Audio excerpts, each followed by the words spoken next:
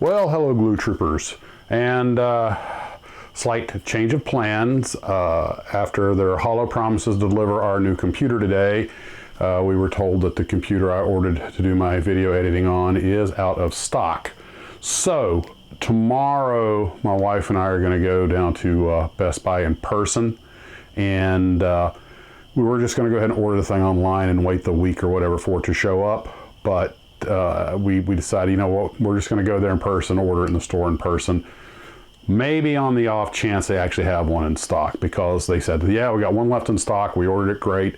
And then a couple hours later, I was already unplugging all the crap off my computer, getting ready, and like, oh, that computer's gone. Sorry, we can have one for you in a week. And now they're saying 4 days, and I don't think they know. But anyway, I'm sure we've all had those experiences with computer stores and stuff. So I went ahead and hooked my computer back up, and my wife gave me the option, if you want, just buy her a real cheap computer, because she primarily just uses it for surfing the internet.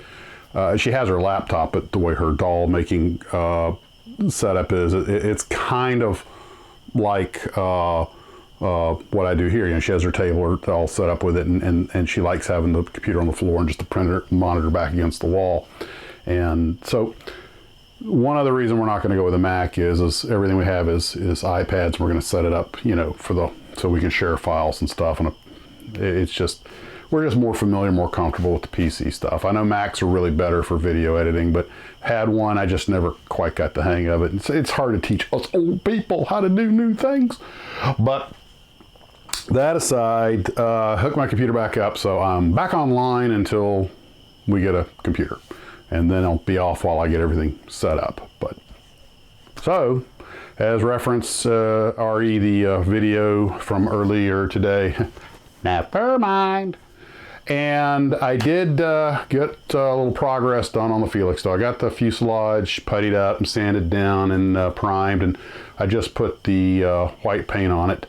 I'm going with the red and white scheme that you see in the book, or on the box art. And of course, given the size of the thing, I was going to use my big spray gun, because this was finally a project that was big enough for it. And then I realized that I didn't have enough white paint, but I did have a couple of cans of the Rust-Oleum 2X, which I've used before on larger models with pretty good success. So I just went ahead and used that, and so far it looks fine. You don't really have to prime with that stuff, because it's a primer and paint, but I already primed it. And I put a nice solid coat on it, so I'm just letting it dry there. Even though that stuff dries fairly quickly, I probably did lay it on a little heavy, but I'm going to, of course, give it overnight to harden. And maybe even a couple of days, because I had used that same stuff on the GB, and even though I realized it had hardened fairly well, it can still be just a little, I don't want to really say tacky, but sort of high friction for a while till it smooths out. And I want to make sure it's got a good solid bite, because we have to tape it off to put the red stripes on there, and I don't want it coming off. And I will be weathering this model also. I've looked at a lot of the pictures of Felix stoves, and being seaplanes made out of canvas and wood largely, they got fairly tattered looking fairly quickly out in the world. The Felix stove is, I didn't realize how popular it is with online gamers. When I was looking for information on the turnbuckles, I was trying to find some pictures of the airplane, I found a lot of these gamers that had the Felixstowe in a variety of flying games. I didn't realize it had such a strong following. Speaking of the turnbuckles, Bruce over at Mystic Modeler Ships, I'm going to put a link below. He gave me a shout out in his last video, and he has these things he uses for rigging the model ships that go really well with Easy Line. They make great turnbuckles. I believe he gets them at Michael's. They're called eye pins, and they're basically a pin with a loop on the end of it, and you just clip it to the length you need, and then he uses them on the ships. They work really well, and they look good. And I looked at a lot of pictures of turnbuckles. I might paint them sort of a gold or brass color. Most of the pictures I've looked at, what I have, ironically, the best photos came off the Wingnut Wings website. But if you'll notice that turnbuckles where the cables on an airplane mount to the struts and the wings, of course, they go through a metal turnbuckle system. And on a model of this size, those should work out really well. They should look really good when I'm done. And we'll see. He's going to send me some. I was going to run up to Michael's, but I figured, you know what? It's best to go ahead and let him send me some, make sure I got the right thing, and then I can take the package in there with me and get the right ones if I need to get more. So that's where we're at on that. Really, there's not a whole lot else going on. I did manage to finish this little Hasegawa Snap-Tight F-18. That was just something to kind of keep my hands busy while I was waiting for things to harden and stuff.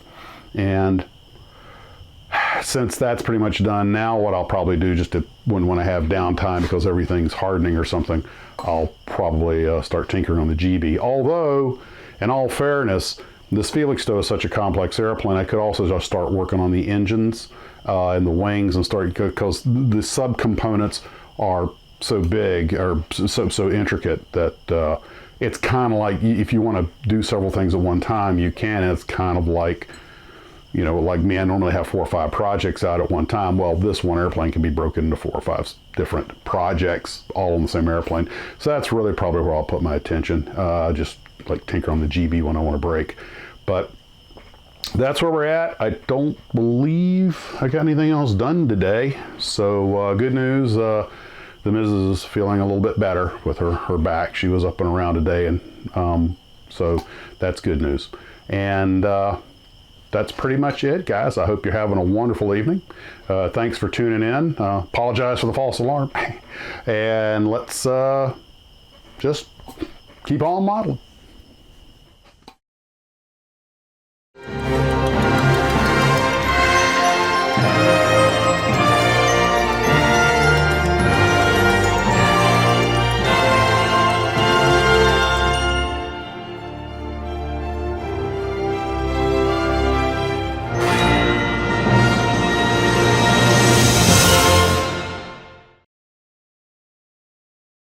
It's insidious.